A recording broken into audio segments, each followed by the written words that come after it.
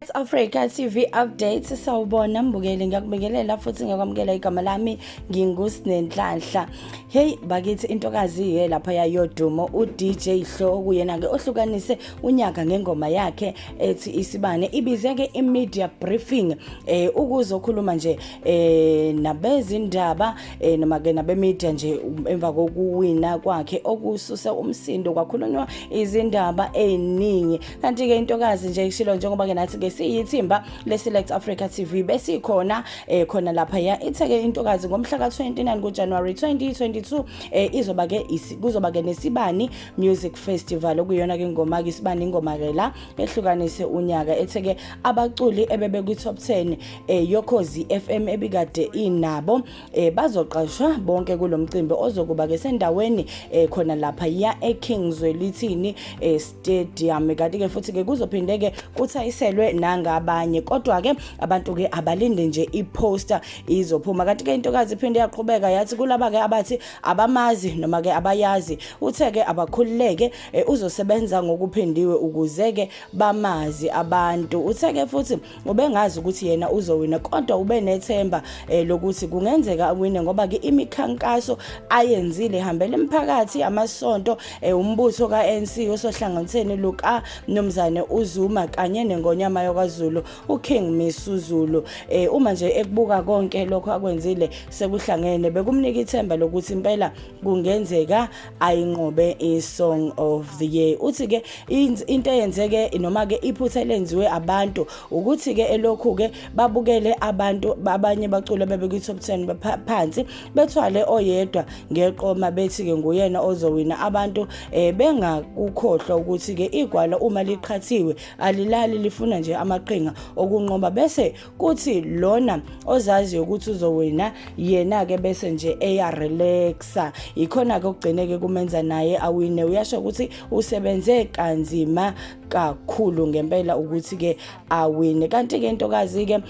enhle bakithi esencane sifisela ke inhlahla nakukho konke ezoqala bavotile ke impela abantu namavote azikhulumela ukuthi uDJ Hlo uyena ke ohlukanise unyaka kanti ke ephinde yaqhubeka uDJ Hlo washo ukuthi ke isifiso sakhe eminyakeni ezayo ukuthi ke avule isikole la azofundisa khona abantu besifezane uku-DJ ngakho ke kuningi ke athe kumele abantu bakulindele kuye njengoba ke enamaphupho amaningi futhi aziyo ukuthi uzowafeza ikhona ke mbukelwethu esikuphathele khona osukena namhlanje kanti ke ungaqhubeka uyibukele nje okunye obekwenzeka khona la kwiSelect Africa TV sicela ke ukuthi uqhubeke ungene page lethu ulike usubscribe uphinde futhi ucommente sizwe nje umbono wakho mina nginguSinenhlanhla le iSelect Africa TV abukeli beSelect Africa TV igama lami ngikwazi wakho ngoThobisani ngwakamthembu happy new year lapho ekhaya nginilethele into ezinhle ke bafowethu nginentokazi enazi ukuthi siqopha umlando sijabule sonke nkosazana konakela usenzani Sihlukanisa unyaka ngesibani sakhanyisa isibani mana ke lengoma yakho uma uyiqala uyibhala isibani ubuwazi ukuthi kuzogcina konje No bhuti wami bengingazi but I feel like as an artist namanye ama-artists sinalelo themba ukuthi ingoma ifike out there iphumelele abantu bayithande even though I didn't know ukuthi izofika kule level of stardom bengifisa vele ukuthi iphumelele ingoma abantu bayithande and it's a very relatable song the young and the old can relate to it so ingakho ngicabanga ukuthi ila ikhona manje mana ke sisiwami DJ Hlo abantu banyakaza mfowethu lento ikhona lento lesisho sesizulu esithi imoto ikhonkothwa izinja ehambayo yebo so mfowethu konakala wanyakazisa umhlaba wonke hayi butami overnight nje the night uKhozi FM lu announce uthi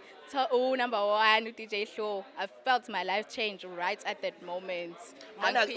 ukuphi ngalesikhathi kwenzeka lento usekhaya uhleli nabazali and bathina abazali bengisekhaya guys I was crying throughout yawe ingoma yami mina ngizwa kahle bekuvaleke indlebe like it was so emotional it was such an emotional feeling ngicabanga ukuthi kusasa lokhu what does it mean for my future the first female DJ nje to win the song crossover it's a huge title that I've upheld and I'm looking forward to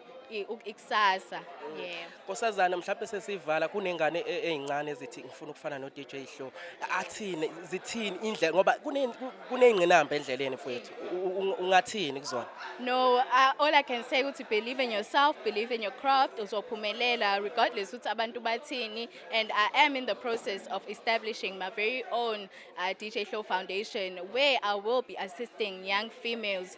how to DJ and how to deal with such ordeals in the industry, in Rinamba, they are to industry. Because as females, vele siyazi ukuthi it's a male-dominated industry. Khona lokho so come across. So I just want to get in. Ukuthi ngisize abantu besifazane nezingane in this field. Nkosazana siyabonga and sikufisela indlela enhle kule mpumelelo ngoba siyazi sekuzoba nama challenges amaningi engicabanga ukuthi okumele ukwazi ukuwagwema ngoba kuzoba nzima manje. Impela bhuti wami, but the future is exciting and I'm loving every moment of it. And ngithanda ukubonga wonke umuntu nje oyivotelile ingoma yami Isibani. Since the day I started campaigning, saze sawina, ngiyabonga kakhulu. Siyabonga sibonga ithuba, sibonga nokuthi usimeme sibe khona la sibe nawe. Babukeli beSelect Africa TV uDJ Hlokelo mina ebenithi animazi abanye ngisiyezwa ngiyakhuluma kakhulu uyena ke uDJ Hlolo. Unamba mfowethu ngihleli naye intokazi ngiyayibona inhle siphalaphala bafowethu. Kusazoba mnandi nje nginilethele yona ke namhlanje bafowethu sisazoyibuka nje kube mnandi. Sibonga kakhulu Nkosazana.